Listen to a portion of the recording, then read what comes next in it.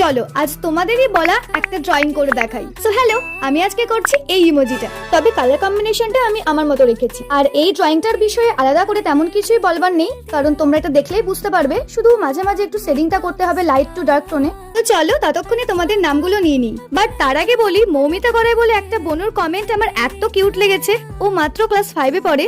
ও লিখেছে, আমার একটা ইচ্ছে আছে, কি সেটা হলো তোমার সাথে দেখা করা। আমার বাড়ি বাঁকুড়া জেলার বলরামপুর নামে একটা ছোট্ট গ্রামে। আমি যদি কোনোদিন নদিয়া যাই তখন তোমার সাথে নিশ্চয়ই দেখা করব।